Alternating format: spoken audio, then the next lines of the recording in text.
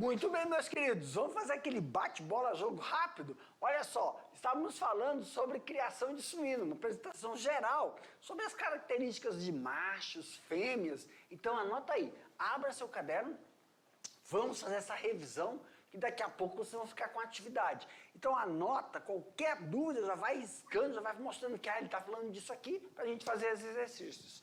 Dá uma olhada lá na tela então, acompanha aí junto comigo. Aula 21.2. Ei, professor, na aula 21.2 nós vamos falar sobre o que falamos na aula 21.1. Sobre suinocultura parte 1. O que nós falamos? Nós falamos o conceito de suinocultura. O que é suinocultura, professor? São práticas, são técnicas de criação de porcos. Os porcos, eles são criados, né, o porco caipira, sem muita técnica, mas tem um paladar maravilhoso a carne. Mas aí nós temos uma sistematização da suinocultura, manejo, produção.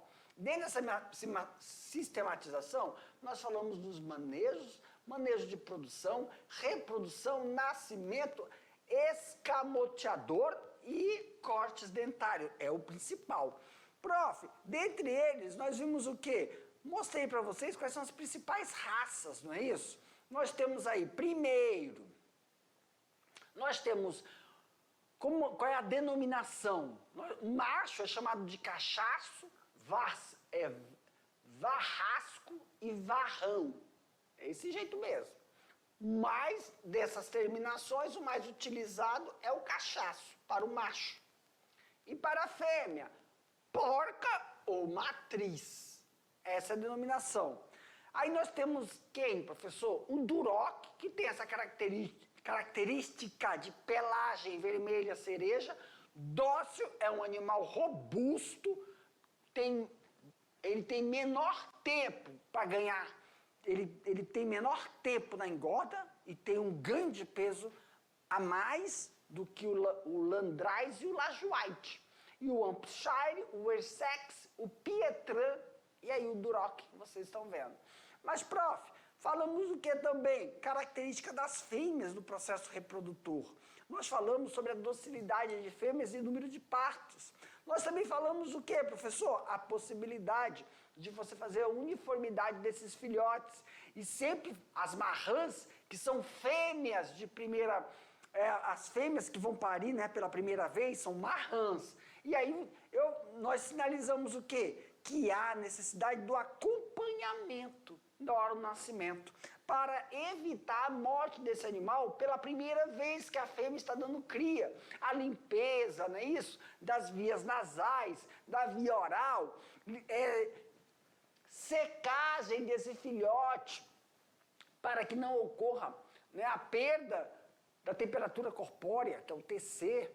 Também auxiliar na reanimação, se for necessário, desse filhote. E principalmente filhotes, né, que estão nascendo, que ainda estão, é a primeira vez, a mãe não tem tanto cuidado, isso é normal, quando a gente verifica isso em fêmeas, realizar a reanimação desse filhote se necessária. Falamos também dos procedimentos que devem ser realizados em relação ao escamoteador, né? Manutenção da temperatura, para que esse animal não ocorra frio e ele direcione toda a sua alimentação, que é para desenvolvimento, para aquecimento. Aí colocamos aí a adequada com o comportamento desse animal, e quando ele está falando também, ó, que há uma corrente de ar, quando eles estão aglomerados na ponta, ou corrente de ar, ou por causa de devidas sujeiras. E aí, uma posição que o animal sinaliza que ele está com bem-estar da temperatura e ambiente dele, quando está bem esticadinho ou quando ele está encolhido. Também falamos sobre a necessidade de realizarmos, nós temos 4 maneiras, uma delas é realizar a identificação deste animal, aqui. E para essa identificação nós usamos a moçagem ou moça. Queridos, agora vocês vão ficar aí com as atividades de vocês, daqui a pouco eu te volto para corrigir e a gente se vê, tá bom? Tchau!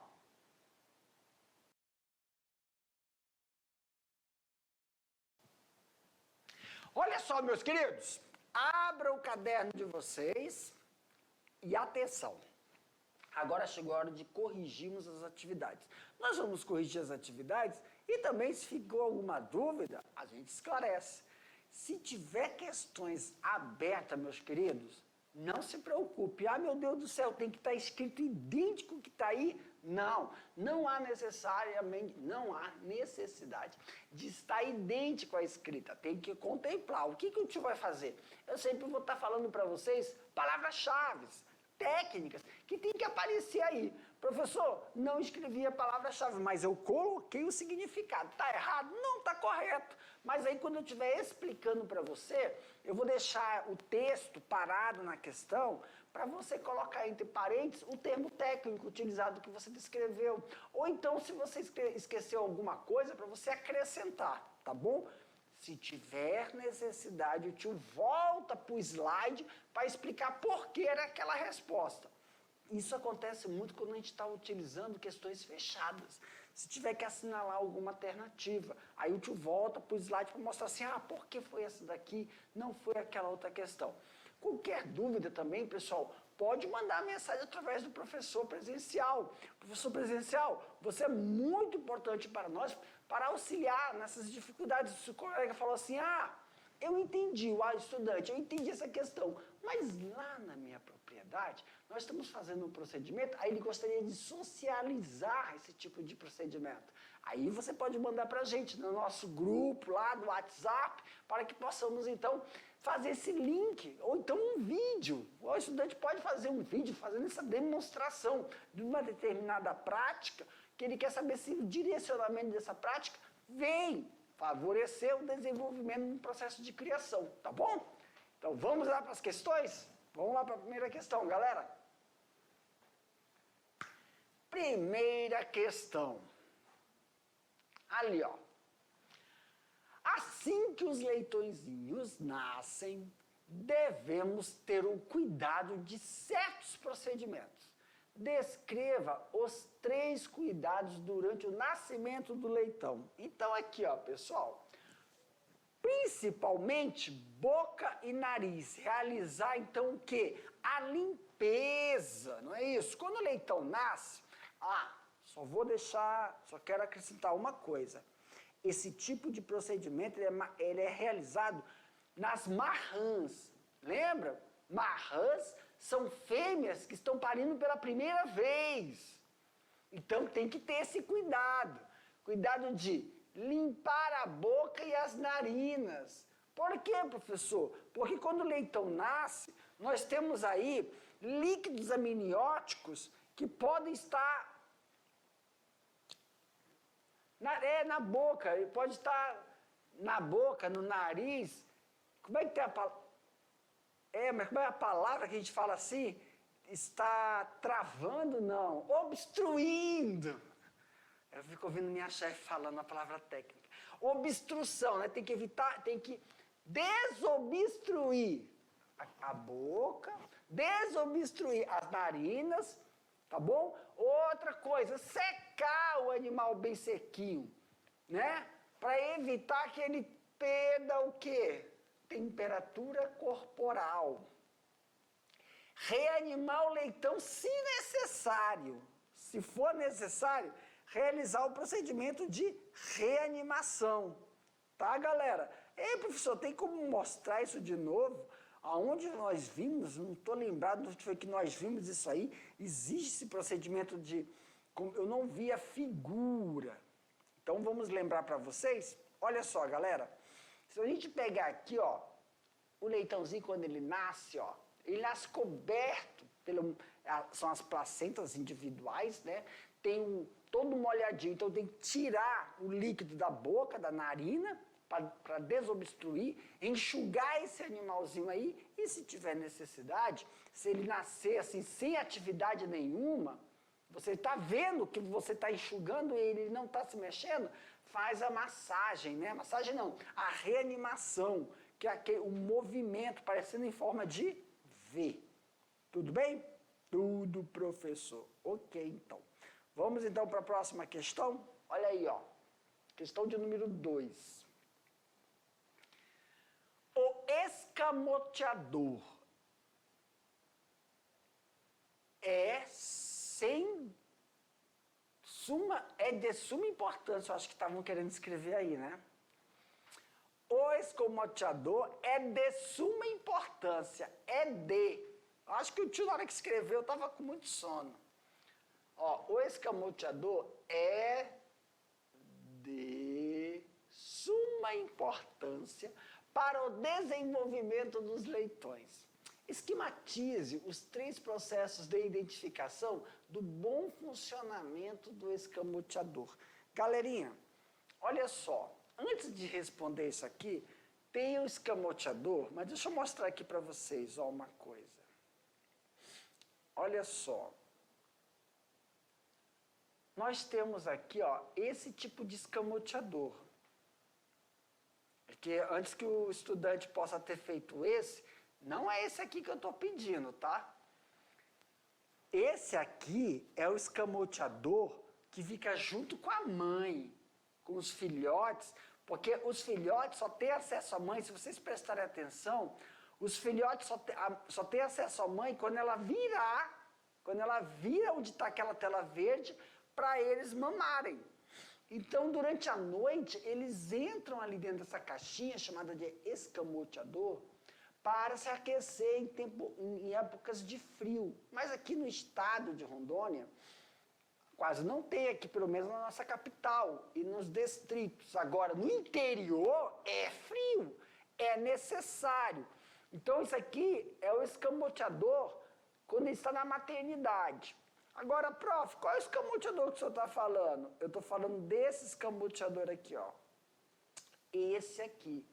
Esse escamoteador, ele é quando já foi feito também o desmame ou quando eles já estão numa área privativa dos filhotes. E aí, quando é que eu sei que o escamoteador está perfeito? É quando os leitões estão espalhados em torno do raio de ação do escamoteador.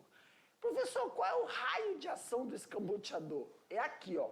O raio de ação, pessoal, ó, tá vendo a luz? A luz pega daqui até aqui. Aí você faz isso aqui é o raio de ação. O raio de ação do escamoteador. Então eles têm que estar espalhadinhos, de forma uniforme.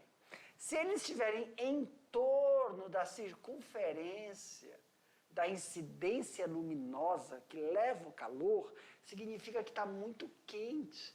Então, eles estão fora, na periferia. E aqui tem vento, está frio, e aqui, daqui para fora está quente. E quando o escamoteador está muito alto, professor, aí ó, eles estão bem no centro, falando que essa incidência luminosa não tá perdendo a temperatura, o calor, e está muito frio. Então, isso aqui é uma denominação que pode mostrar que o escamoteador ou ele está muito alto, ou ele está muito baixo, a altura. E outra, aqui, ó, quando se tem sujeira ou corrente de ar. Quando se tem sujeira ou corrente de ar, eles vão sair para uma determinada região da área de ação do escamoteador. Então, essas são as identificações. Qual é a melhor, professor? É essa daqui, ó, aonde eles estão de forma uniforme. Então, a altura do escamoteador está perfeita, a incidência luminosa está perfeita, fazendo com que esses leitões não fiquem com frio, direcionando a nutrição que eles estão recebendo para se aquecer, mas sim para se desenvolver. Lembrem, pessoal, todo animal filhote em desenvolvimento faz o seu desenvolvimento ao dormir, ao descansar. Então, toda aquela atividade de filhote, que ele comeu, passou o dia todinho comendo, ele vai se desenvolver na hora de dormir. Então, ele não pode utilizar esse momento para tentar se aquecer. Principalmente, não é só produção, tá, gente? Quando a gente fala assim, quando é filhote, não é carne que a gente está querendo aí. É a imunidade desse animal. Para quando ele estiver na fase juvenil e for para a terminação, ele não tenha problemas de saúde em relação à queda da imunidade e ficar pegando doenças que são doenças corriqueiras, que só pegam quando a imunidade do animal cai, porque lá na terminação que ele vai ter o pico de desenvolvimento. Prof, então na resposta, qual é a resposta que a gente tem que ter ali? É o escamoteador de temperatura, esse aqui, ó, aonde mostra a temperatura ideal do escamoteador, tá bom? Faltou um aí, né, gente? Olha, eu estou mostrando no gabarito, vamos lá. Beck, no gabarito, eu mostrei 3 só, tá? Faltou aquela da corrente de ar. Dá uma olhada lá na tela, então, para mim, rapidinho. Aí, no gabarito de vocês, está mostrando a temperatura, a altura ideal, tá aqui, ó, que dá condições de o animal estar bem espalhadinho. Quando tem muita temperatura, porque o escamoteador está baixo, e quando tem baixa temperatura, quando o escamoteador está alto. Faltou qual, professor? Sujeira. Quando se tem sujeira ou umidade no escamoteador. Faltou eu mostrar aqui, mas está aqui, ó. Quem colocou, está corretíssimo. Quem colocou essa terceira, faltou eu colocar no gabarito. Então, quem recebeu o gabarito, professor, faltou aquela da sujeira. Perfeito, já estou mostrando aí, tá bom? Tá bom, sem problemas. Ok, então. Vamos lá, vamos para a próxima. Então, é a questão de número 3. O material de corte de dente para diminuir os dentes e procedimentos para, consequentemente... Ai, o que é, Jefferson? O manejo de corte. O manejo de cortar os dentes diminui certos acontecimentos e a falta desse procedimento pode ter consequência. Meu Deus. O manejo de cortar os dentes diminui certos acontecimentos. E a falta desse procedimento, que procedimento? Cortar os dentes, pode ter consequências. Descreva os acontecimentos ao realizar esta etapa, bem como a falta em não realizar. Tá aí, ó. Primeiro, diminui o quê? Lesões nos leitões e tetos. Na verdade, são leitões e tetas. Aqui é tetas, tá? Tetas. E diminuir lesões nos leitões e tetas. Aqui pro tio. Por quê, professor? Quando você tira os incisivos, os caninos, os filhotinhos, são pontiagudos. Então você vai evitar que eles fiquem mordendo, brincando, machuca o coleguinha ou irmãozinho. E também na hora que eles estão sugando o leite da mãe, que eles não mordam e causem lesões na teta da mãe. E aí, pessoal, tem que tomar cuidado, porque se tiver uma mosca, pode estar bicheira ou alguma infecção. Então, se tira para evitar que durante a brincadeira entre os irmãos se machuquem e na hora que eles estiverem mamando, eles não mordam a teta da mãe e machuquem. Então, está escrito tetô, é teta, tá bom? Ok, professor. Volta lá na tela. Produção de leite, leitegada desuniforme. Porque quando se você não tirar a teta, ou se você não tirar o dentinho e ele machuca, isso não vai incentivar que ela produz o leite, vai diminuir a produção de leite. Então, quais são as consequências? Ferimentos, relutância da matriz em alimentar a leitegada e mastite, que é uma infecção mamária terrível, que a gente ouve muito falar em bovino, mas causa em suíno também, tá bom? Ok, prof. Vamos para a quarta questão? Descreva os procedimentos após o parto dos leitões. Quais são os procedimentos que devemos realizar logo após o parto? Olha aí, galera. Acompanhar a mamada durante o parto. Por quê? Porque é da Marran, lembra? É a primeira vez que ela está dando a luz. E esses filhotinhos têm que ser acompanhados. Então, auxiliar eles a buscarem a teta primeiro. Que depois do tempo, pessoal, eles ficam mamando na mesma teta. Marcação da mamada e revezamento. Para quê, professor? Para evitar a competição, a competitividade. Lembra? Para que todos eles recebam a mesma quantidade, principalmente nas primeiras semanas, por causa do colostro. Recolher a placenta, mumificados e natimortos. Significa que se tiver, você já tem que colocar no cadastro daquela fêmea. A placenta tem que ser retirada, tem que verificar se houve natimortos ou filhotes mumificados, que podem ocorrer durante o desenvolvimento ou antes do parto, tá? Tem alguns produtores que realizam a eliminação de filhotes com menos de 700 gramas. Tá? Já se observou que não é viável a manutenção no filhote desse, a não ser que você faça a técnica de uniformidade. Nas primeiras horas, o leitão deve mamar a maior quantidade de colostro possível. Por isso que é importante você realizar o quê? O revezamento, a marcação. Tá bom?